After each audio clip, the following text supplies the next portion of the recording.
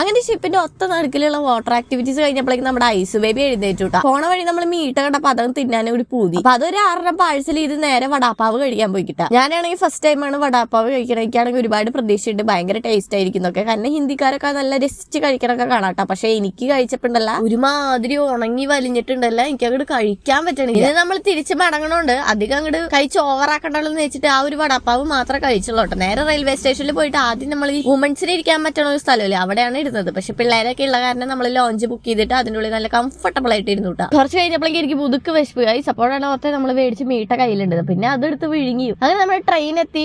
സംഭവം AC ആയതുകൊണ്ട് തന്നെ ഒരു തലവണിയും ഒരു ബ്ലാങ്കറ്റും ഒരു വെള്ളത്തൂവാലും നമുക്ക് കിട്ടി. അതുകൊണ്ട് കംഫർട്ടബിൾ ആയിട്ട് കിടന്നു ഉറങ്ങിയിട്ടാ. പിന്നെ രാവിലെ ഞാൻ എഴുന്നേക്കണം നമ്മുടെ ഐസൂരെ കരച്ചില് കേട്ടടാ. നോക്കിയപ്പോ ചക്കൻ അവിടെ ഇരുന്ന് പാല് കുടിക്കുന്നുണ്ട്. അങ്ങനെ അന്ന് രാത്രി 12 മണിക്ക് കയറിയിട്ട് പിറ്റേന്ന് 11 മണിക്ക് രാവിലെ നമ്മള് ഗോവയിൽ തൃശ്ശൂരിലോട്ട് എത്തിക്കുകയായി. അപ്പോഴേക്ക് നമ്മൾ ഒരുവിധം വിശന്ന് പൊരിഞ്ഞിട്ടുള്ളതുകൊണ്ട് വീട്ടിൽ സാധനങ്ങളെല്ലാം കൊണ്ട് ഇറക്കിയിട്ട് കുമാർസ് ഹോട്ടലിൽ പോയിട്ട് നല്ല ഒരു അടിപൊളി ഇറച്ചിച്ചോറ് കഴിച്ചു. അപ്പൊ ഗോവയിൽ ഷിപ്പിലുള്ള ലാസ്റ്റത്തെ ഡേ ഞാൻ താഴെ വീഡിയോയിൽ കൊടുത്തിട്ടുണ്ട്. അപ്പൊ കാണാൻ മറക്കണ്ട.